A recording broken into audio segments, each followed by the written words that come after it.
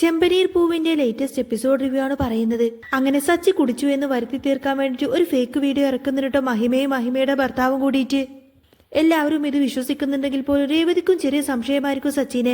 അതുകൊണ്ട് തന്നെ സച്ചി കുടിച്ചിട്ട് വണ്ടി ഓടിച്ചിട്ടോ എന്ന് തെളിയിക്കാൻ വേണ്ടിട്ട് പുറപ്പെടാണ് രേവതി. സച്ചി കുടിച്ചു എന്ന് പറയുന്ന ബാറിലേക്ക് കയറി ചെല്ലാണ് രേവതി. രേവതി ചെന്ന് ചോദിക്കുന്നതിന് 2 ദിവസം എന്റെ ഭർത്താവ് സച്ചി എന്ന് പറയുന്ന ആൾ ഇവിടെ വന്നിട്ടുണ്ടായിരുന്നോ?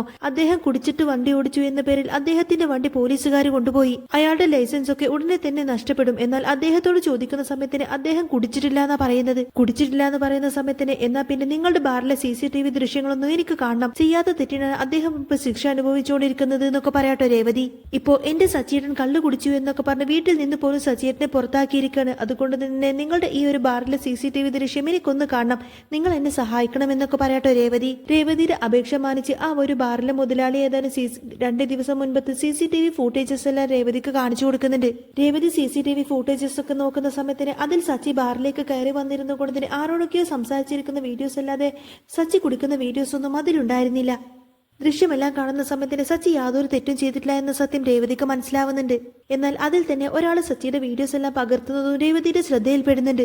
എന്നിട്ട് ആ ഒരു വീഡിയോസ് എല്ലാം വാങ്ങിക്കൊണ്ടായിരിക്കും രേവതി തിരിച്ച് വീട്ടിലേക്ക് വരുന്നത്. എന്നിട്ട് രേവതി സച്ചിയോട് പറഞ്ഞിട്ട് സച്ചിയുടെ എന്നോട് ക്ഷമിക്കണം, നിങ്ങൾ കുടിച്ചെന്ന് കരുതിയിട്ട് ഞാനും നിങ്ങളെ ഒത്തിരിയധികം വഴക്ക് പറഞ്ഞു. ഞാനെങ്കിലും നിങ്ങളുടെ വാക്ക് വിശ്വസിക്കേണ്ടതായിരുന്നു. നിങ്ങൾ കുടിച്ചിട്ടില്ല എന്ന കാര്യം എന്നോട് ഒരുപാട് തവണ പറഞ്ഞതല്ലേ, എന്നിട്ട് പോലും ഞാൻ നിങ്ങളെ വിശ്വസിക്കാതെ പോയി.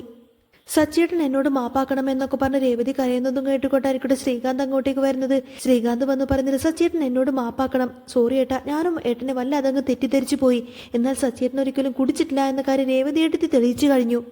ദേ ബാറിലെ CCTV വീഡിയോസ് എല്ലാം കിട്ടിയിട്ടുണ്ട് എന്നൊക്കെ പറഞ്ഞ് ശ്രീകാന്ത് ആ ഒരു വീഡിയോസ് എല്ലാം തന്നെ സച്ചിക്ക് കാണിച്ചു കൊടുക്കും. അന്നേരം സച്ചി പറഞ്ഞിട്ട് ഈ വീഡിയോ കിട്ടിയില്ലായിരുന്നെങ്കിൽ ജീവിതകാലം മൊത്തം എന്നെ ഒരു കുടിയനായിട്ട് മുദ്ര കുത്തുമായിരുന്നു രേവതി, നീയാണിപ്പോ ഇതിൽ നിന്ന് എന്നെ രക്ഷപ്പെടുത്തിയത് എന്നൊക്കെ പറയാറിക്കോട്ടെ സച്ചി. അന്നേരം രേവതി പറഞ്ഞിട്ട് ഈ ഒരു കാര്യത്തിൽ എല്ലാവരും നിങ്ങളെ സംശയിക്കുന്നത് പോലെ തന്നെ ഞാനും നിങ്ങളെ സംശയിച്ചു സച്ചിയേട്ടാ, അതുകൊണ്ട് സോറി, നിങ്ങൾ എന്നോട് മാപ്പാക്കണമെന്ന് പറയുന്ന സമയത്തിന് സച്ചി പറഞ്ഞിട്ട് സാരമില്ല രേവതി, എന്നാലും ഞാൻ നിരപരാധിയാണ് എന്ന് തെളിയിക്കാൻ വേണ്ടിയിട്ട് നീ അത്ര ദൂരം പോയിട്ട് ഈ ഒരു വീഡിയോസ് എല്ലാം കളക്ട് ചെയ്തെടുത്തില്ലേ, എനിക്കത് മാത്രം മതി, നീ എനിക്ക് വേണ്ടിയിട്ട് അത്രയെങ്കിലും ചെയ്തല്ലോ എന്നൊക്കെ പറഞ്ഞിങ്ങനെ സന്തോഷത്തിൽ കരയാണ് സച്ചി. അന്നേരം രേവതി പറഞ്ഞിട്ട് നിങ്ങളൊരു മുഴു കുടിയനാണെന്നൊക്കെ പറഞ്ഞ് എല്ലാവരും തെറ്റിദ്ധരിപ്പിച്ച് എല്ലാവരും ഈ ഒരു സത്യം അറിയണേ സച്ചിയേട്ടാ. ശ്രീകാന്ത്, നീ ഏതായാലും ഈ ഒരു വീഡിയോ നെറ്റിലിട്ട് എല്ലായിടത്തും അങ്ങ് വൈറലാക്കിയെന്ന് പറയും. എന്നിട്ട് സച്ചിക്കെതിരായിട്ട് ആ ഒരു ഫേക്ക് വീഡിയോ ഉണ്ടാക്കിയവനെ പിടിക്കാനായിട്ട് അവൻക്കെതിരായിട്ട് ഒരു പരാതിയുമായിട്ട് സച്ചി രേവതി പോലീസ് സ്റ്റേഷനിലേക്ക് എത്തുന്നുണ്ട്. ഇതെല്ലാം ചെയ്തു വെച്ചേക്കുന്നത് മധുസൂദനായിരിക്കുമല്ലോ. അതുകൊണ്ട് തന്നെ വർഷയുടെ ഡാഡി ഇതൊക്കെ അറിഞ്ഞിട്ട് ആകെ പേടിച്ചിരിക്കുകയാണ്. രേവതി പകർത്തിയെടുത്ത ആ ഒരു വീഡിയോസ് എല്ലാം കാണുന്ന സമയത്തിന് രവീന്ദ്രന് ഒത്തിരി സന്തോഷമായിരിക്കും. ആ വീഡിയോ കണ്ടതിന് ശേഷം രവീന്ദ്രൻ എല്ലാവരെയും അങ്ങോട്ടേക്ക് വിളിച്ചു വരുത്തന്നെ. എടി ചന്ദ്രൻ, നീ ഇത് എവിടെയാണ്? എടി ശ്രുതി, ഇങ്ങോട്ടേക്ക് വായോ, നിങ്ങൾ എല്ലാവരും ചേർന്നിട്ടാണ് എന്നെ ഇങ്ങനെ മണ്ടനാക്കിയത്. ഒരു നല്ല പയ്യനെ ഞാൻ പോലും കുറ്റവാളിയാക്കി ചിത്രീകരിച്ചു എന്നൊക്കെ പറഞ്ഞുകൊണ്ട് തന്നെ രവീന്ദ്രൻ അവരോടെല്ലാം ദേഷ്യപ്പെടും. അന്നേരം വർഷ പറഞ്ഞിട്ട് അങ്കിൾ, നിങ്ങൾ ഈ പറയുന്നതൊന്നും എനിക്ക് മനസ്സിലാവുന്നില്ല എന്ന് പറയുന്ന സമയത്തിന് രവീന്ദ്രൻ പറഞ്ഞിട്ട് നിങ്ങൾക്കൊക്കെ മനസ്സിലാവുന്ന രീതിയിൽ തന്നെ ഞാൻ കാണിച്ചു തരുന്നുണ്ട്. നിങ്ങളൊക്കെ തൽക്കാലം അത് TV-യിൽ കണ്ടാൽ മതി, സാധാരണ TV-യിലിട്ടല്ലേ കാണിച്ചു തരാറ്, ഞാനും TV-യിലിട്ട് കാണിച്ചു തരാം എന്നൊക്കെ പറഞ്ഞുകൊണ്ട് തന്നെ രവീന്ദ്രൻ ഏതായാലും ആ ഒരു വീഡിയോ അങ്ങ് പ്ലേ ചെയ്യും. സ്വന്തം ഭാര്യ അവന്റെ ഭർത്താവിന്റെ പേരിൽ യാതൊരു തെറ്റുമില്ല എന്ന കാര്യം തെളിയിച്ചു കഴിഞ്ഞു. എടാ സുധി, നീ ഈ വീഡിയോ TV-യിലിട്ട് പ്ലേ ചെയ്യുന്നതൊക്കെ പറഞ്ഞുകൊണ്ട് തന്നെ സുധിയുടെ കയ്യിലേക്ക് കൊടുക്കും. സുധി ഏതായാലും TV-യിലിട്ട് ആ ഒരു വീഡിയോ പ്ലേ ചെയ്യുന്ന സമയത്തിന് സച്ചി യാതൊരുവിധ തെറ്റ് ചെയ്തിട്ടില്ല എന്ന കാര്യം എല്ലാവർക്കും ബോധ്യപ്പെടും. വീഡിയോ കണ്ടതിന് ശേഷം വർഷ ചോദിക്കുന്നുണ്ട്, അങ്കിൾ, അപ്പോ അന്ന് സച്ചിയേട്ടൻ ഒട്ടും പോലും കുടിച്ചിട്ടില്ല അല്ലേ എന്ന് ചോദിക്കുന്ന സമയത്തിന് രവീന്ദ്രൻ പറയുന്നുണ്ട്, അതേ മോളെ, അന്ന് അവൻ ഒരുപാട് തവണ നമ്മളോടൊക്കെ പറഞ്ഞതായിരുന്നു അവൻ കുടിച്ചിട്ടില്ല എന്ന്. പക്ഷേ ഞാൻ അന്നേരം ദേഷ്യത്തിൽ അവൻ അങ്ങ് കുടിച്ചു എന്ന് വിശ്വസിച്ചുകൊണ്ട് തന്നെ അവനോട് ഒത്തിരിയധികം ദേഷ്യപ്പെട്ടു. ഞാൻ ഇത്ര നാളായിട്ട് അവനോട് ഇത്രമാത്രം ദേഷ്യപ്പെട്ടിട്ട് പോലും ഉണ്ടായിരുന്നില്ല. പാവം എന്റെ സച്ചി, അവൻ എത്രമാത്രം എന്നോട് കേണപേക്ഷിച്ചിട്ട് പോലും ഞാൻ അവനെ വിശ്വസിച്ചില്ലല്ലോ. രവീന്ദ്രൻ ഇങ്ങനെ സങ്കടപ്പെടുന്ന സമയത്തിന് സുധി പറഞ്ഞിട്ട്, അച്ഛാ, ഇത് ശരിക്കുള്ള വീഡിയോസ് ഒന്നും ആയിരിക്കില്ല, ഇത് അവന്റെ ഫ്രണ്ട്സ് എല്ലാം ചേർന്ന് ഉണ്ടാക്കിയിട്ടുള്ള ഫേക്ക് വീഡിയോ ആയിരിക്കും എന്ന് പറയും. അന്നേരം ചന്ദ്രമതി പറഞ്ഞിട്ട്, അതേടാ, ചിലപ്പോൾ അങ്ങനെയുള്ള ഫേക്ക് വീഡിയോ തന്നെയായിരിക്കും ഇത്, അവനും അവന്റെ കൂട്ടുകാരും ചേർന്ന് ഇതല്ല ഇതിനപ്പുറം ചെയ്യും എന്നൊക്കെ പറഞ്ഞു കൊടുത്തിട്ട് സുധീനെ എങ്ങനെ സപ്പോർട്ട് ചെയ്ത് സംസാരിക്കട്ടെ ചന്ദ്രമതി. അന്നേരം രവീന്ദ്രൻ അങ്ങ് ദേഷ്യം വന്നു കൊടുത്തിനെ പറഞ്ഞിട്ട്, വായടക്കടി ചന്ദ്രേ, അമ്മയും മകനും എങ്ങനെ ഇതുപോലെ ഒരുപോലെ അങ്ങ് ചിന്തിക്കുന്നു, അവന്റെ മേല് തെറ്റുണ്ട് എന്ന് പറഞ്ഞപ്പോഴേക്കും നീ അന്നേരം തന്നെ അത് വിശ്വസിച്ചു, ഇപ്പൊ പ്രൂഫുമായിട്ട് ഇങ്ങോട്ടേക്ക് വന്നപ്പോഴേക്കും നീ അത് വിശ്വസിക്കുന്നില്ല അല്ലേ? എടി, നീ ഇത്ര വൃത്തികെട്ട അമ്മയാണോടി, ചന്ദ്രൻ നീ പോയിട്ട് ആരതി എടുത്തിട്ട് വാ എന്നൊക്കെ പറയട്ടെ രവീന്ദ്രൻ. അന്നേരം ചന്ദ്രമതി ചോദിക്കുന്നത്, ആരതി തട്ടോ, അതിനിപ്പോ ആരാ ഇങ്ങോട്ടേക്ക് വരുന്നത് എന്ന് ചോദിക്കുന്ന സമയത്തിന് രവീന്ദ്രൻ പറയുന്നത്, സച്ചിയും രേവതി ഇങ്ങോട്ടേക്ക് തിരിച്ചു വരുന്നുണ്ട്. സച്ചി ഒരു കുടിയനല്ല എന്ന കാര്യം രേവതി മോള് തെളിയിച്ചു കഴിഞ്ഞു. അതുകൊണ്ട് തന്നെ അവൻ ഇനി ഇങ്ങോട്ടേക്ക് പഠിച്ചവിട്ടില്ല എന്നൊക്കെ പറഞ്ഞു പോയതല്ലേ. അതുകൊണ്ട് സത്യം തെളിയിച്ചിട്ടാണ് അവരിപ്പോ ഇങ്ങോട്ടേക്ക് വരുന്നത്. അതുകൊണ്ട് അവർ ആരോഗ്യം കഴിഞ്ഞിട്ട് വേണം സ്വീകരിക്കാൻ എന്നൊക്കെ പറയാട്ടോ രവീന്ദ്രൻ. അന്നേരം ചന്ദ്രമതി ചോദിക്കുന്നുണ്ട് അവരിങ്ങോട്ടേക്ക് വന്നോട്ടെ, അല്ലാതെ അവര് വലിയ പുണ്യപ്രവൃത്തി ചെയ്തിട്ടൊന്നും വരുന്നതല്ലോ എന്ന് ചോദിക്കുന്ന സമയത്തിന്റെ രവീന്ദ്രൻ പറഞ്ഞിട്ട് അതേടി, ഒരു പെണ്ണ് അവളുടെ ഭർത്താവിന്റെ മേൽ യാതൊരു തെറ്റുമില്ല എന്ന് തെളിയിച്ചിട്ടാണ് ഇങ്ങോട്ടേക്ക് വരുന്നത്. അതേതായാലും എനിക്ക് വലിയ കാര്യമായിട്ട് വലിയ പുണ്യമായിട്ട് തന്നെയാണ് തോന്നുന്നത് ചന്ദ്രേ. നീ ഞാൻ പറയുന്നത് കേൾക്ക്, നീ പോയിട്ട് ആരതി തട്ടം തെളിയിച്ചിട്ട് വാ എന്ന് പറയും. എന്നാൽ ചന്ദ്രമതി അങ്ങ് ദേഷ്യം വന്നു കൊടുത്തിന് എന്നെ കൊണ്ട് പറ്റില്ല എന്ന് പറഞ്ഞ് നിൽക്കുമായിരിക്കട്ടോ. ആ സമയത്തിന് രവീന്ദ്രൻ അങ്ങ് ദേഷ്യം വരികയാണ്. രവീന്ദ്രൻ ചോദിക്കുന്നുണ്ട് നിന്നെ കൊണ്ട് പറ്റോ ഇല്ലയോ എന്നല്ല ഞാൻ ചോദിച്ചത്, മര്യാദക്ക് പോയിട്ട് എടുത്തിട്ട് വാടി എന്ന് പറയും. രവീന്ദ്രന്റെ ദേഷ്യം കണ്ട് പേടിച്ച് വിറച്ചുകൊണ്ടതിന് ചന്ദ്രമതി ഏതായാലും ആരതി തട്ടം എടുക്കാൻ വേണ്ടിയിട്ട് അകത്തേക്ക് പോവാണ്. ഈ സമയത്തായിരിക്കും ശ്രീകാന്ത് പോയിട്ട് സച്ചിയെ രേവതിയും വീട്ടിലേക്ക് കൂട്ടിക്കൊണ്ടുവരുന്നത്. ശ്രീകാന്തും സച്ചിയെ രേവതിയും കൂടി അകത്തേക്ക് കയറി വരുന്ന സമയത്തിന് രവീന്ദ്രൻ പറഞ്ഞിട്ട് അവനോട് അവിടെ തന്നെ നിൽക്കാൻ പറ ശ്രീകാന്ത് എന്ന് പറയും. ആ സമയത്തിന് സച്ചിക്കും രേവതിക്കും ശ്രീകാന്തിനൊരു ഷോക്കായിരിക്കും. ശ്രീകാന്ത് ചോദിക്കുന്നുണ്ട് എന്താ അച്ഛാ, സച്ചിയേട്ടൻ യാതൊരുവിധ തെറ്റും ചെയ്തിട്ടില്ല എന്ന് പറഞ്ഞിട്ട് പോലും അച്ഛൻ എന്താ ഏട്ടനെ അകത്തേക്ക് കയറാൻ സമ്മതിക്കുന്നില്ലേ എന്ന് ചോദിക്കാട്ടോ ശ്രീകാന്ത്.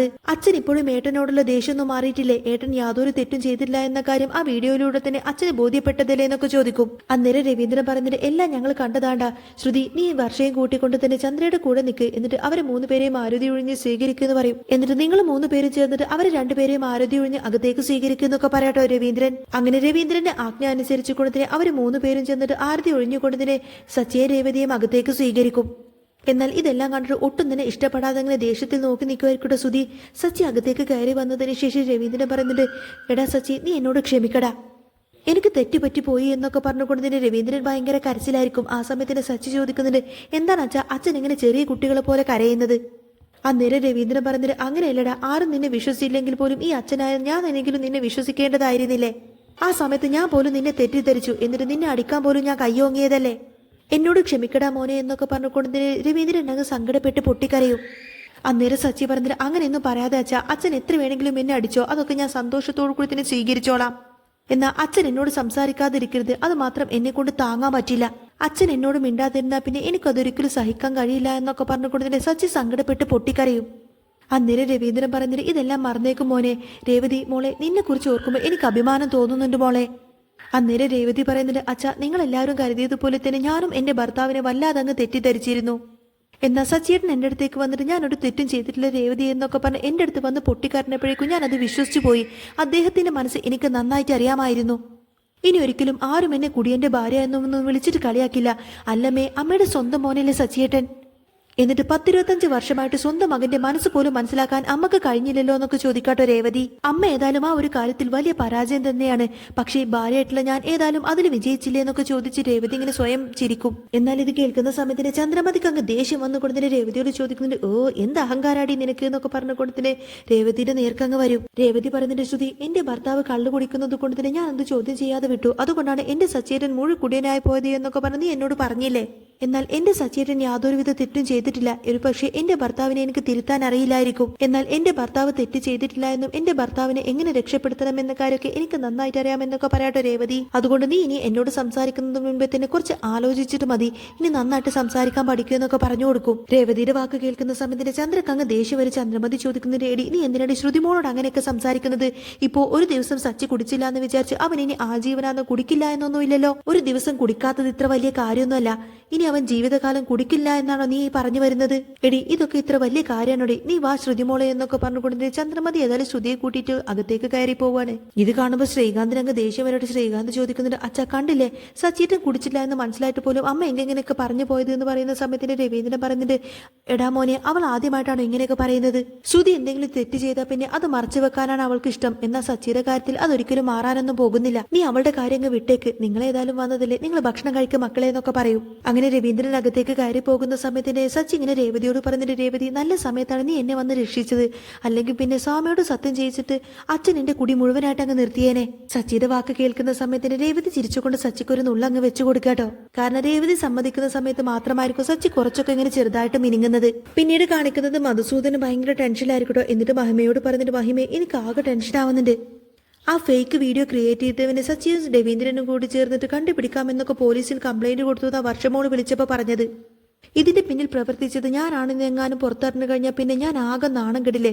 നാട്ടുകാരുടെ മുന്നിലൊക്കെ ഞാൻ ആകെ അപമാനിതനായിട്ട് നിൽക്കേണ്ടി വരും. സത്യം മനസ്സിലാക്കിയ പിന്നെ എന്റെ വർഷമോൾ ഒരിക്കലും ഈ വീട്ടിലേക്ക് കാലു കുത്തുമെന്നൊന്നും എനിക്ക് തോന്നുന്നില്ല. ഞാനാണ് ഇതിന്റെ പിന്നിൽ പ്രവർത്തിച്ചത് എന്ന് മനസ്സിലാക്കി കഴിഞ്ഞാൽ ആ സച്ചിയുടെ കയ്യിൽ നിന്ന് എനിക്ക് വീണ്ടും അടി കിട്ടും. അന്ന് കിട്ടിയ അടിയോടുകൂട്ടത്തിന് എനിക്ക് മിണ്ടാതൊരു ഭാഗത്ത് നിന്നാ മതിയായിരുന്നു. എടി നീ കാരണമാടി ഇങ്ങനെയൊക്കെ സംഭവിച്ചത്. എടി എന്തിനാണ് നീ ഇങ്ങനെ എന്നെ ഇണക്കി വിട്ടത്? നീ എന്നെ ഇളക്കി വിട്ടത് കൊണ്ടല്ലേ ഇങ്ങനെയൊക്കെ സംഭവിച്ചത് എന്നൊക്കെ ചോദിച്ചുകൊണ്ട് മധുസൂദൻ മഹിമയോട് ഇങ്ങനെ ദേഷ്യപ്പെട്ട് നിൽക്കുന്നതും കാണിച്ചുകൊണ്ടാണ് എപ്പിസോഡ് പൂർണ്ണമാവുന്നത്. അപ്പോൾ നിങ്ങൾക്ക് ഈ ഒരു ചാനൽ